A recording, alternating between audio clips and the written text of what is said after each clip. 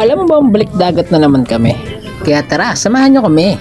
Guys, bibili kami ng isda ulit dito sa may binibilhan namin dito area. Guys, sarado ko na yung gate na pala ako sa kabila. General Nakar Quezon. So diba, dito na ulit kami. Tayo maligo. Kami ang bibis na. Tapos uwi na. Tapos nang uwi na, eh, diretso na kayong paam guys. Ganda rin guys, oh.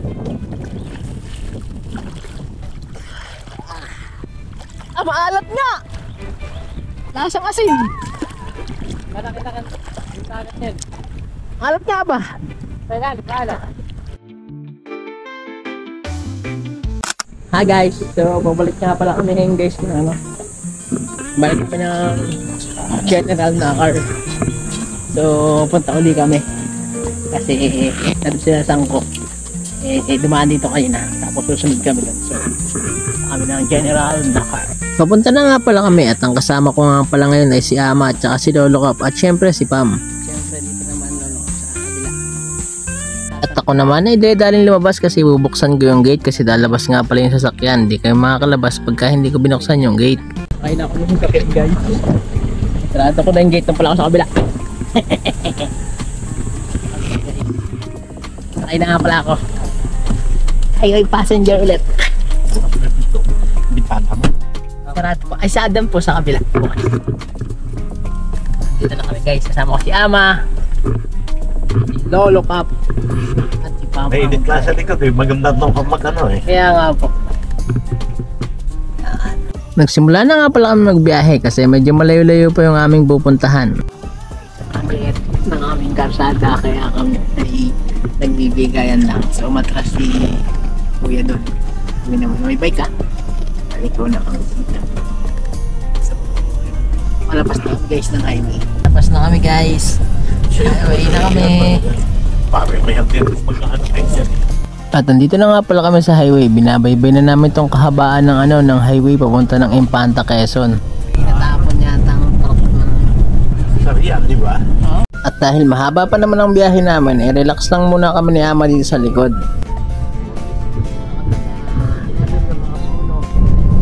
Eh sa Baguio kasama si Jeff eh. Oo, kaya Si Pastor Ken. kailangan pabantayin niya. Inadaanan nga din pala kaming truck ng LPG dito at mukhang sumabog yung gulong. Sumabog yung gulong guys. At sumabog yung gulong. So tayo, malapit tayo sa palengke ng Real. Malaki. Naantok ba ako dito guys? Dito kami sa gasolinahan. Papagas kami guys ngayon. Kasi medyo konti na lang yung gas. Tingnan nyo, may flammable eh. May flammable. Magkakaga sila ng gasolina. Antok malala. At tinanong nga pala ni ate kung ilan yung ilalagay namin gasolina sa sasakyan at sinabi na nga pala ni Pam kung magkano yung ilalagay. At pagkatapos ay bumiyahe na kami. Guys, nandito na kami sa tulay ng Nakar. Ayan. Ito na ang ilog na mahaba. Ito na ang ilog. Ito na ang Sierra Madre na ilog. Ayan na guys, kung makikita nyo ang malupit na malaking ilog at mahabang tulay. At ito na tayo sa arko ng General Nakar. Shit. Higapos. Malaki na ito General dito. Nakar Quezon. Tuntulay at saka yung munisipyo. Higapos sa So may kami guys, at punta na kami ng dagat yun sa may Kilate Island. Guys, bibili kami ng isda ulit dito sa may binibilhan namin dito area. Ako ba kami? Bili tayo ng isda.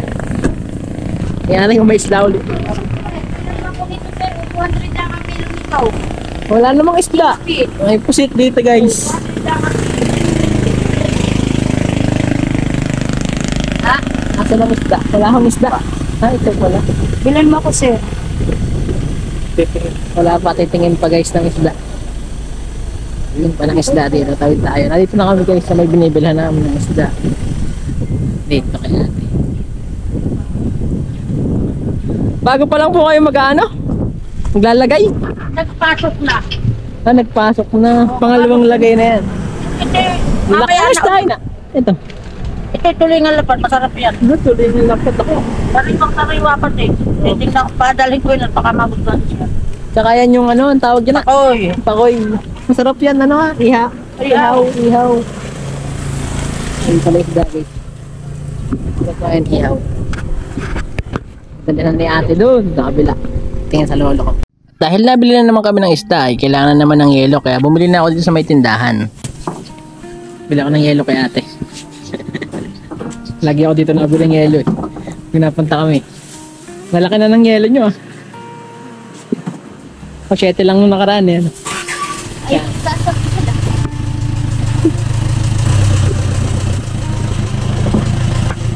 Oo, maganda yung panahon. Kala ko maulan dito guys.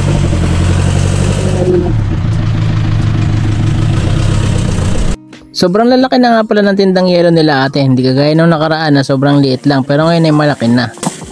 Yeah. Thank you. Hindi na, dito lang naman sa pick up. Ito na guys. Yung binili nating yellow ani. Op, matay mabangga ng motor. So, lagyan na natin dito sa pick up guys. Ang ating yellow. So mamaya natin ilagay. Ano isda? Nagpawa ng lote. Ang dami nga nito eh. Ang lalaki pa. Oh. Okay, pag! Pag! Okay, pwede na yan. Ito ba, basagin mo pa to. Basagin mo na rin. Pak! Pak! Alata yun. Yan, lagay. Yung isda namin binili guys. Banlakan Pwede, marami yan. Pa, Sa kanya 400. sa kanya 400. Ito 410. 800. Dito 600. 100 saka 400. 1,000. 400 to ano? Pera na naman yung isda guys. Doon kilala ko bigyan mo. Ilang araw po, sir, ulam.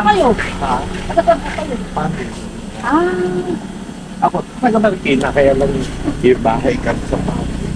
Ito kasama to, di ba? Tapos ko ang mga O, dala mo. anak ko. Lagay mo doon. Ito, taga-nakar. Ito po, taga-nakata. Taga dito ka nyo. Sa kasama po. Taga Batangan ka. Ampo ka nito. Oo,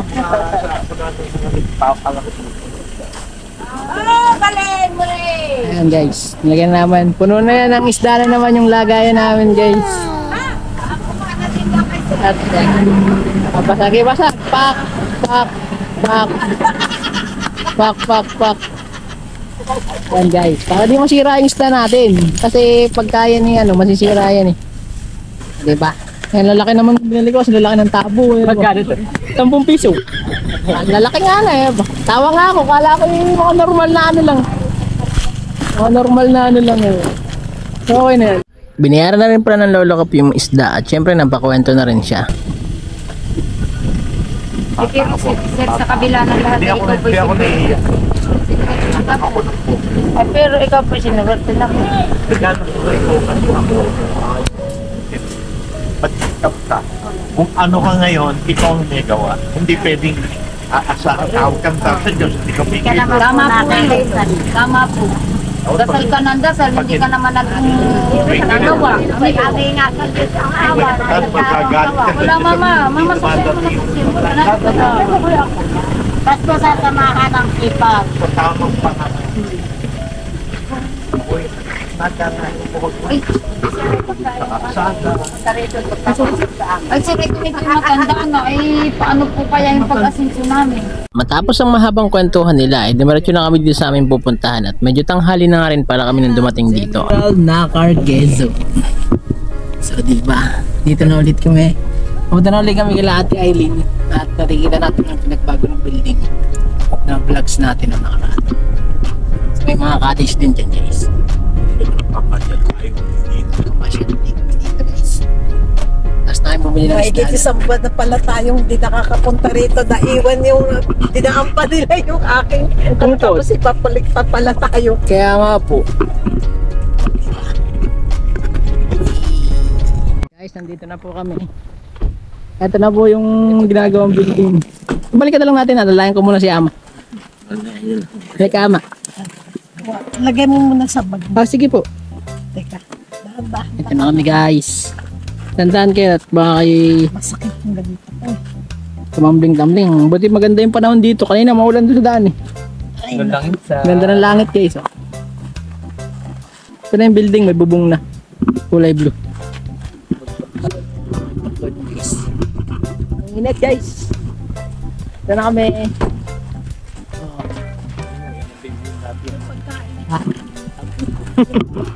Mamaya na ho. Papasok na po kami. Ito na yung building guys. Oh. Nakaraan wala pa yung bubong nung sa mga last vlog ko guys. Buti maganda yung panahon, di maulan. Pasok na tayo dito. Ayun ang building. Init, mainit. Super init. Kama tayo sinisilaban niya. Abangan sa ating part 2. Samahan nyo akong maligo dito sa ilog na to. At syempre, samahan nyo rin akong pagmasdan ng magandang alon at kulay blong dagat. Okay, sobrang init. Tinan muna tayo tubig.